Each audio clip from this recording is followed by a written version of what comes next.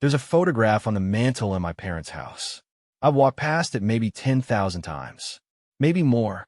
It sits between a ceramic elephant my mother brought back from trips she took before I was born, and a clock that stopped working sometime in 2011 and never got fixed. The photograph is me. 8 years old. I'm wearing a collared shirt, pale blue, stiff at the collar. And I'm smiling the way children smile when an adult says smile and means it as a command. The smile doesn't reach my eyes. I know this now. I didn't know it then. At 8, you don't audit your own face for emotional authenticity. You just smile when you're told to.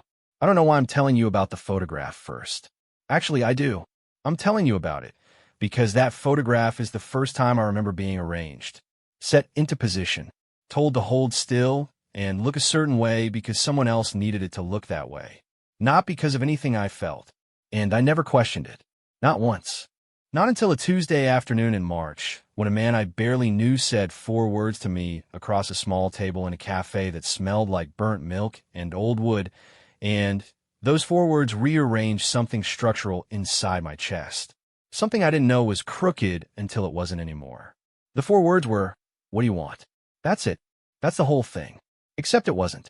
It was the furthest thing from a small thing. It was, if I'm being honest, and I'm really trying, the most destabilizing question anyone has ever asked me in my 31 years of being alive. And the answer I gave, the one that came out of my mouth before I could catch it, before I could shape it into something presentable, nothing. Silence. A blink. And then I laughed. Because that's what I do when something cracks me open somewhere I didn't expect. I laugh. I cover it with something that sounds like ease. But my hands were shaking under the table. I pressed them flat against my thighs, and I sat very still, and I smiled the way I smiled at 8 years old in that pale blue collar. And I thought, well, has anyone ever asked me that? Let me tell you about the cafe first, because the setting matters. It always matters. You can't pull a story out of the air. You have to pull it out of the specific quality of the light in a specific room at a specific hour. It was the kind of March that can't decide whether it's still winter. London does this every year, and the city never stops being surprised by it. The trees outside were doing that tentative thing. A few buds, too early, nervous looking like they'd gotten bad information. The sky was that flat, uncertain gray that isn't quite clouds and isn't quite clear. 3 o'clock in the afternoon, and the light was already beginning to give up. The cafe was called something with bean in it. I don't remember the full name. I'd passed 100 times on my way to the tube, and never gone in, but my colleague Priya had suggested it when she canceled our actual plans. She got in a cold, texted me 15 minutes before, said, "Sorry, Dine, you should still go, they have good things," and I'd walked in alone because I had nothing else to do and nowhere else to be, which is a specific kind of Saturday afternoon loneliness that Londoners have perfected into an art form. The inside was narrow. 3 tables along one wall, a bar along the other, a chalkboard menu that someone had put genuine effort into, but also genuine chalk smudge across the L in latte, so it read something else. A radiator under the window that ticked like it was solving a puzzle.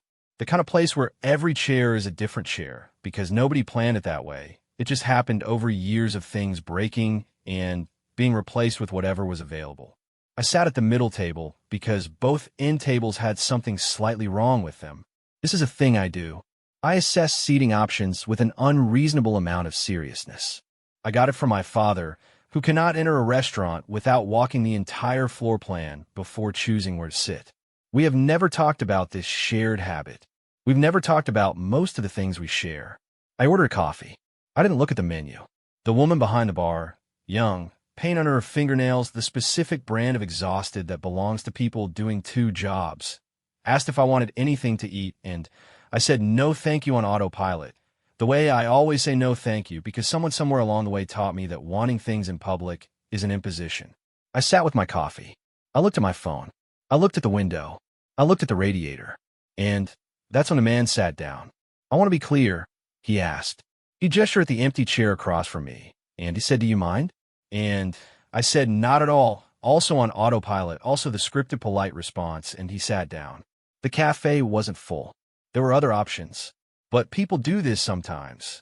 They sit near other people because the alternative, the deliberate solitude of an empty corner table, feels like an announcement, like a flag planted in loneliness. Some people can't bear it. I've learned to bear it so well I sometimes forget there's a difference. He was maybe 55, maybe 60. Hard to tell with certain people. He had the kind of face that had been interesting looking for decades, and had simply continued being interesting looking as the decades stacked up. Angles that age hadn't softened so much as deepened. Reading glasses folded on the table beside his cup. A coat that had been expensive once, maybe 15 years ago. He was the kind of man who had once been the most decisive person in whatever room he was in, and something had happened to make him quieter about it. I noticed all of this the way I noticed things. Sideways, without seeming to look. He was reading something on a small tablet. We sat in the mutual silence that is the polite agreement between strangers sharing a table in a city built on polite agreements between strangers. I went back to my phone. I was reading nothing. I was looking at the screen the way you look at a fire. Not for information, just for something to do with your eyes. 10 minutes passed. 15. He set down his tablet, folded his glasses into his pocket, and looked out the window for a while. Then he looked at his cup. And I don't know why, I've thought about it since, I can't fully account for it. He looked at me. Not staring. Just looked. You came in alone, he said. You ordered fast. You haven't looked at your phone in 5 minutes, even though you're holding it. I looked up. My daughter does the same thing, he said. Sits with the phone like it's armor. I didn't know what to say to that, so I said, "Is she okay?" He smiled. Not a sad smile exactly. Something older than sad. She's fine, he said. She's 33. She's been fine her whole life, according to everyone who raised her. A pause. I'm only now starting to understand what that cost. Here's the thing about being raised to be fine. Nobody means to do it to you. That's the part that took me a long time to understand, and sometimes I'm still working on understanding it in the parts of me that are slower to catch up. Nobody sits down and says, I'm going to raise this child to disappear. Nobody decides, I will teach this person that their preferences are a burden. It happens in smaller increments than that. It happens in the way a question doesn't get asked, in the way a decision gets made for you with such warmth and such confidence that refusing it would feel like ingratitude, in the way praise arrives only ever attached to performance, to outcome, to the grade, the result, the correct behavior, the smile held long enough for the photograph. My parents are not bad people. I want to say that clearly. My father worked for 31 years at a firm that valued his steadiness so much that they never once asked him if he was happy.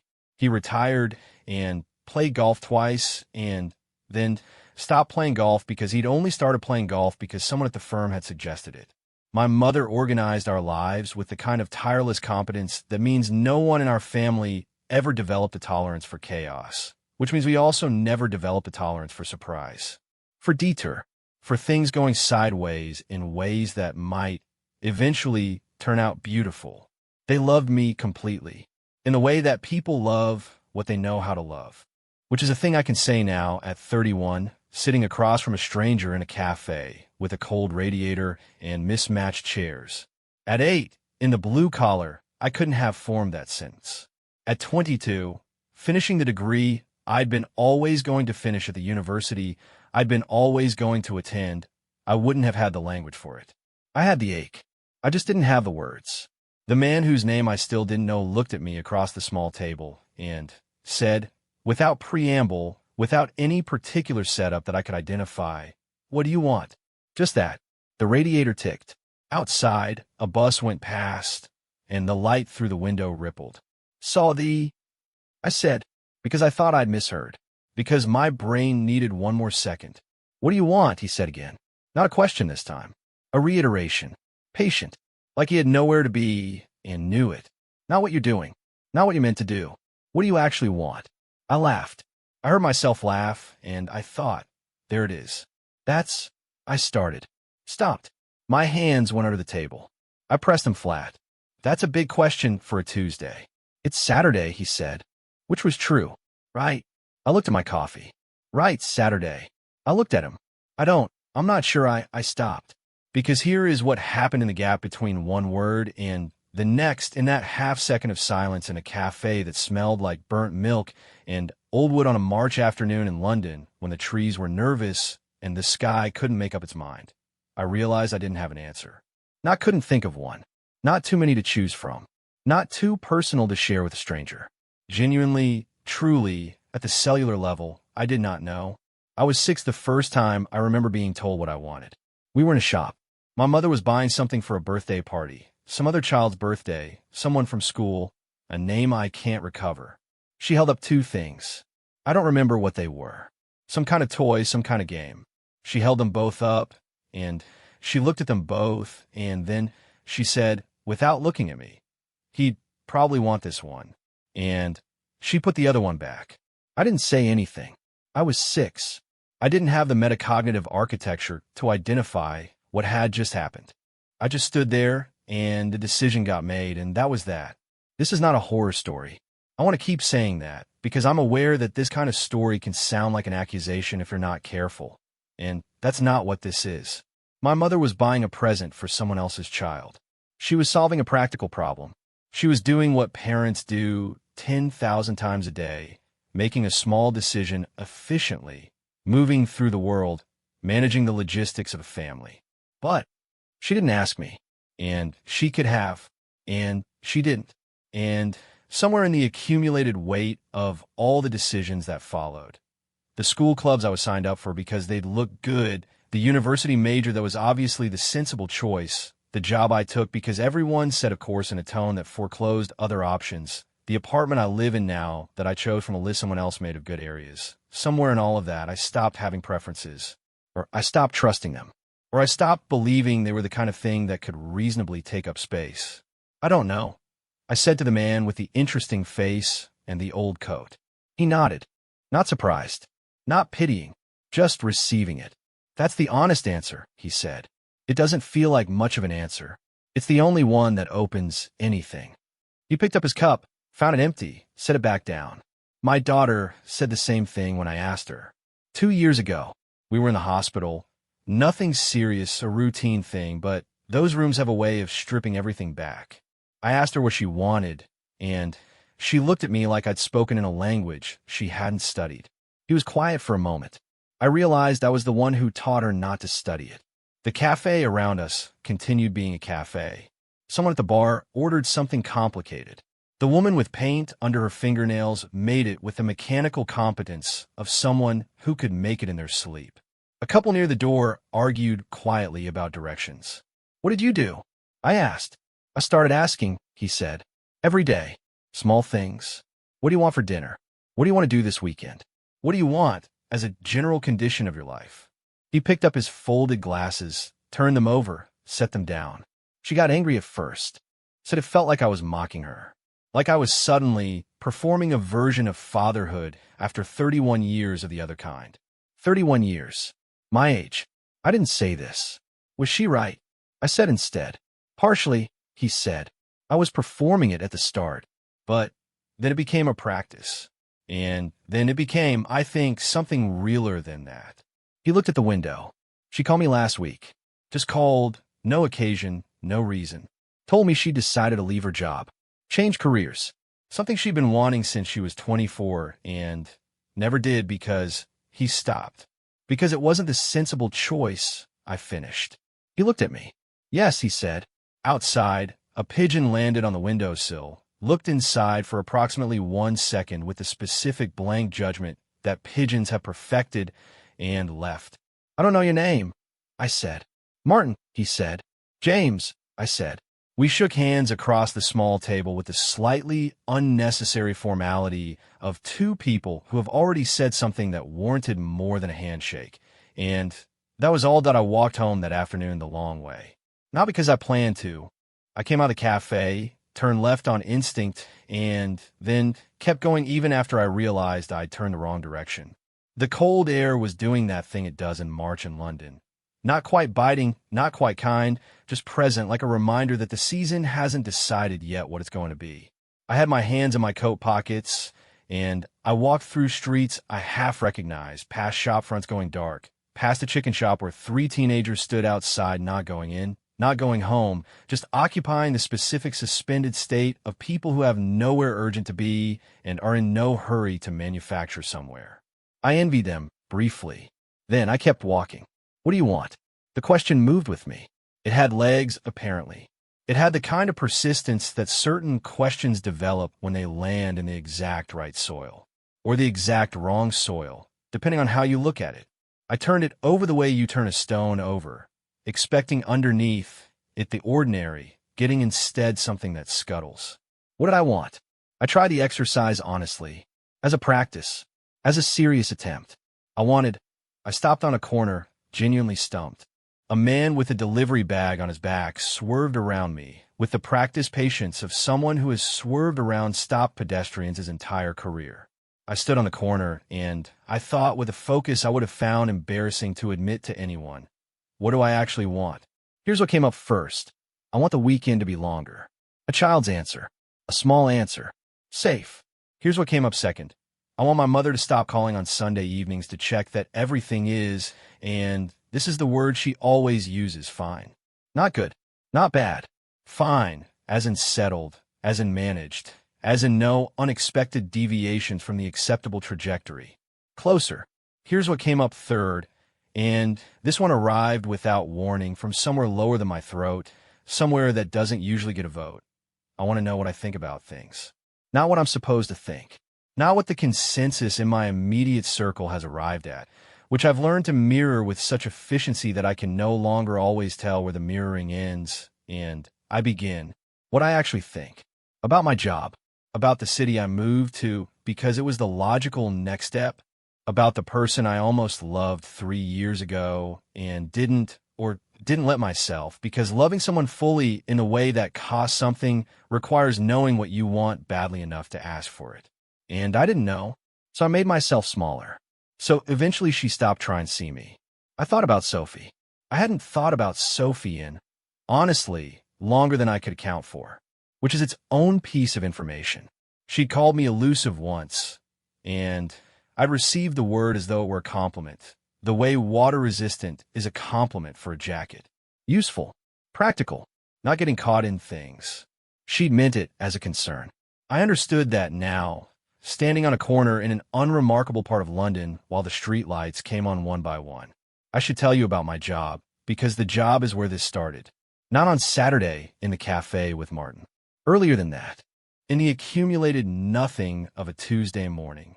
Last month, the month before, stretching back further if I track it honestly, when I sat at my desk in an open-plan office that smelled like printer cartridge and other people's lunches, looking at a document I'd written about a project I was managing for a company whose services I used to be able to explain, but couldn't anymore without reciting the language from the website.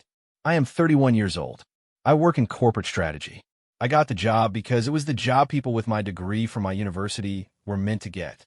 The word meant did an enormous amount of work in that sentence, and I never examined it.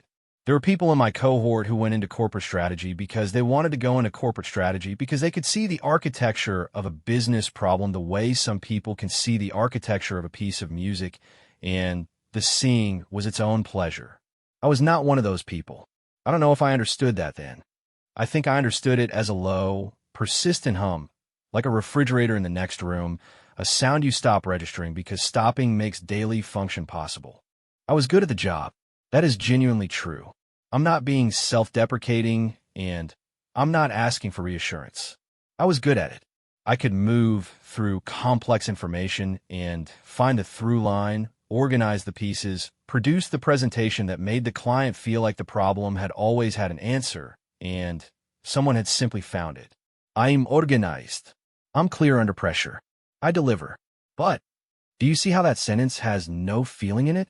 I can describe my competence in complete grammatical sentences and feel nothing while doing it. Whereas the one afternoon a month I spend tutoring a 17-year-old kid called Elias in the estate 3 Street from my flat. Not paid, not planned. It began by accident after he knocked on my door looking for the previous tenant, and we ended up talking for 40 minutes in my doorway about a math problem he was stuck on. Those afternoons I come home, and there's something in my chest that is the opposite of the refrigerator hum. Something that runs hot instead of cold. I'd never tracked that contrast before. Or I tracked it and filed it under irrelevant. What do you want? What I want, I thought, walking home the long way through the going dark streets, is for what I'm good at, and what I care about to be the same thing. I said that out loud. Nobody heard it. It was a street. There was traffic, but I heard it. My brother is 2 years younger than me, and he has always known what he wants. This is not an exaggeration or a sibling mythology. Rajan has operated from a reliable internal compass since approximately age 4, when he decided with great firmness that he would not eat anything orange. Not specific oranges, not foods he'd tasted and disliked. The color. He looked at a carrot and said no. He looked at a segment of mandarin and said no. He held this position through parental bafflement, through peer group mockery, through a particularly trying phase in our household when my mother briefly believed he had a nutritional deficiency, until he was 14, at which point he apparently reconsidered, ate an orange, and said, "Fine, that's acceptable," and we never spoke of it again. He studied what he wanted to study, moved to where he wanted to live, married someone who was genuinely, specifically his, not a version of the person our parents' social circle would have nodded at with approval. He is, I realize, the only person in my immediate life I have ever watched make choices that came clearly from inside him and not from an evaluation of external expectation. I used to find him exhausting. I now understand that what exhausted me was the contrast. I called him when I got home that night, not to tell him all of this. I wasn't ready for the version of this story that would require me to say these things to someone who knew me before I was 31. But I called him, which I don't usually do on Saturdays without occasion, and he answered on the second ring the way he always answers, like calls are not interruptions but arrivals. "What's up?" he said. "Nothing," I said. "Just calling." A pause. He knows me well enough to hear the gap between nothing and the thing that's actually happening. "You okay?" he said. "Yeah," I said. "Can I ask you something?" "Always." "When did you—" I stopped. "Try it again." "How do you know what you want? Like in general. How does that work for you?" Silence. Not uncomfortable. Rajan has never been frightened of silence in conversations, which is one of the things that makes him easier to talk to than most people I know. He said. "I'm serious." "I know, I'm thinking." More silence. Then, "I don't think I know, no. I check. I ask myself. Not like a big formal process. Just like before I do something or when I'm already doing it and it feels wrong, I go, do I actually want this? And I wait for an answer, and an answer comes. Yeah. Every time. He thought about this. "Every time I wait long enough," he said. "The mistake is when I don't let myself wait." I sat with that for most of the following week. When I don't let myself wait. Because that was it, wasn't it? That was the specific mechanism of how this had happened to me. It wasn't that I'd been broken or emptied or that there was something fundamentally absent where other people had preferences. It was that I'd been moving so efficiently, so correctly, so on time, so fine, that I'd never had to wait for myself. There had always been an answer already present in the environment. The next step, the correct choice, the thing that made sense given the trajectory. I had learned to move at the speed of the expectation placed on me. And somewhere in that speed, in the frictionless motion of 31 years of being the person everyone needed me to be, I had left myself slightly behind. Not lost, not gone, just behind. Like a man speed walking through an airport who looks back and sees his own shadow half a step back and realizes he's been moving a little faster than himself for longer than he knew. On the following Saturday, I went back to the cafe. Not to find Martin. I didn't expect him, didn't search for him. I sat at the middle table again because there was still something wrong with both end tables, and I ordered coffee, and this time when the woman with paint under her fingernails asked if I wanted anything to eat, I looked at the menu. I looked at it properly. Not performing looking, actually looking.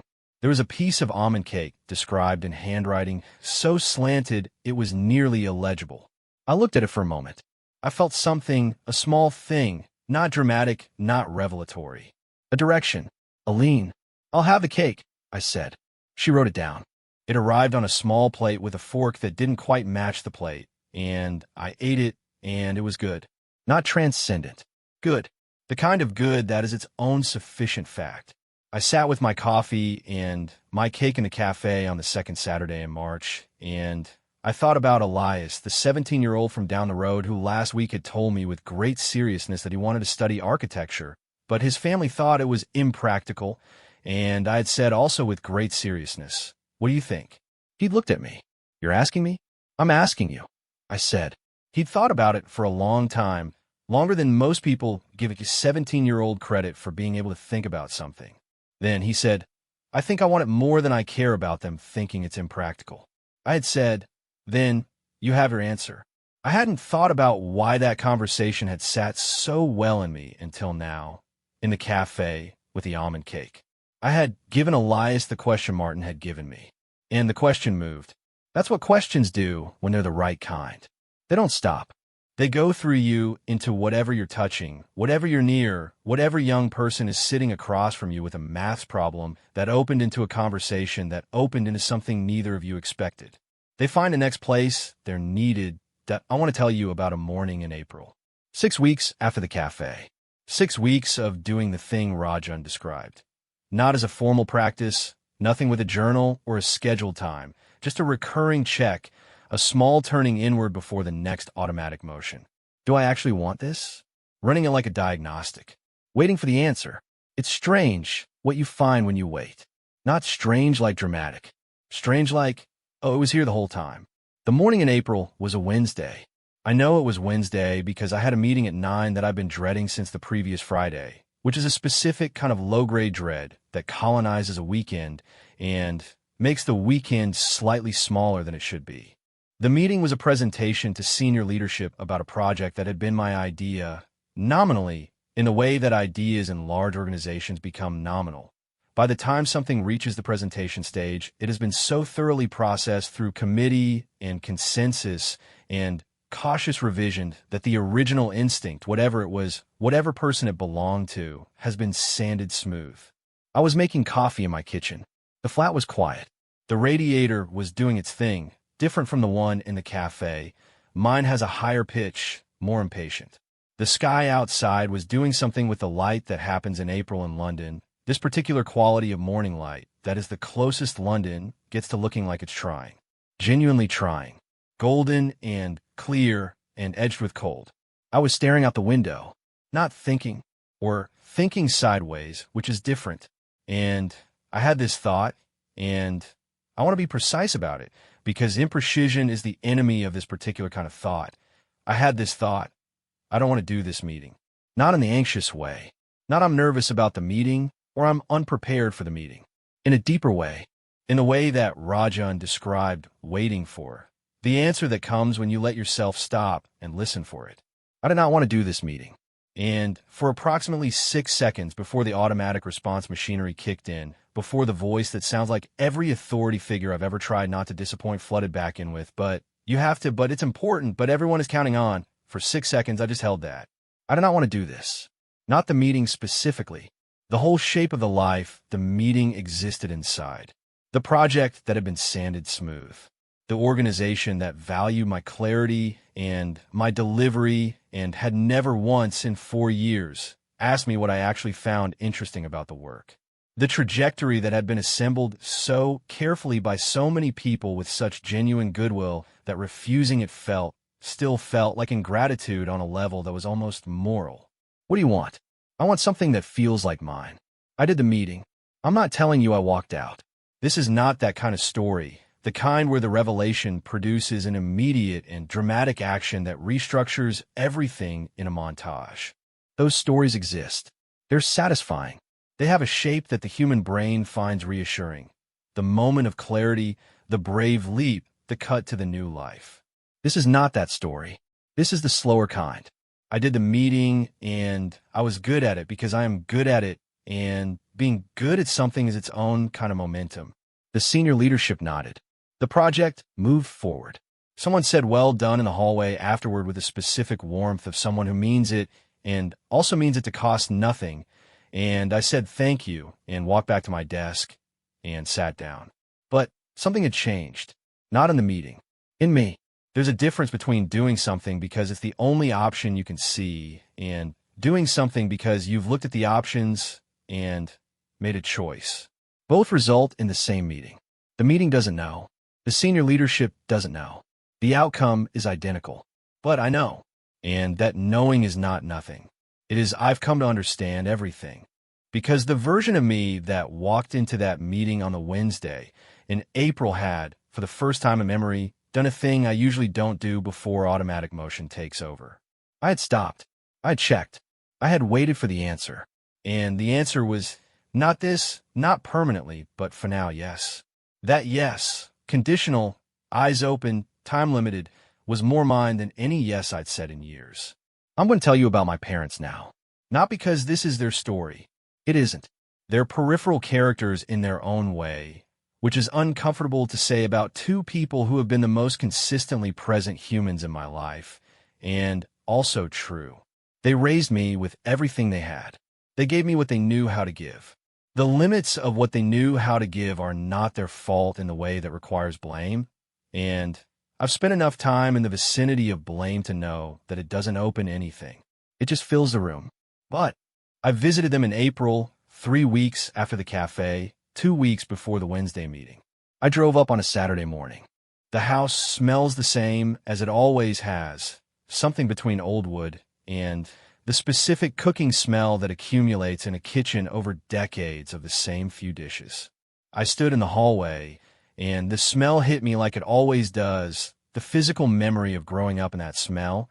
And for a moment, I was 8 years old in the pale blue collar, and then I was 31 standing in the hall with my coat still on. My mother made tea. My father asked about work.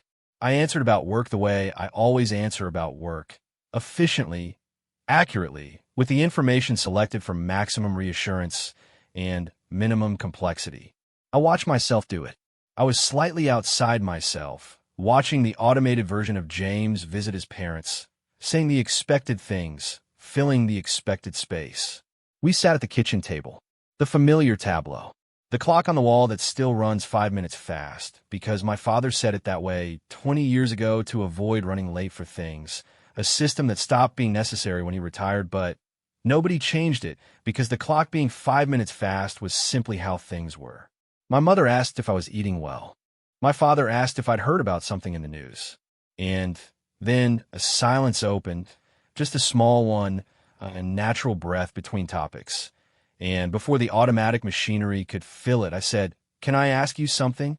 They both looked at me. "Do you remember?" I stopped. "Did you ever ask me what I wanted? When I was growing up, like what I actually wanted, not just in the small day-to-day things. The big stuff. School. What I studied. What kind of life I was building." A silence. Not hostile. Something more textured than hostile. Something that had the quality of a breath held. My mother looked at her tea. My father looked at me. Not defensively.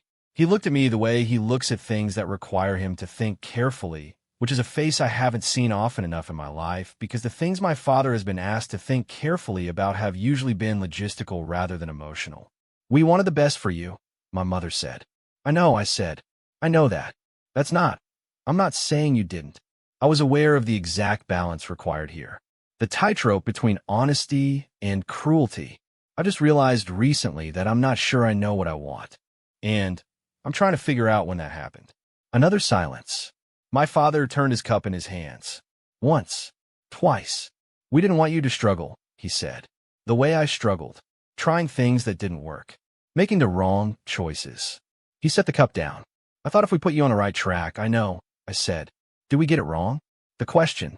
From my father, whose face I have studied my whole life for information about whether I was adequate, was good enough, was the version he needed me to be.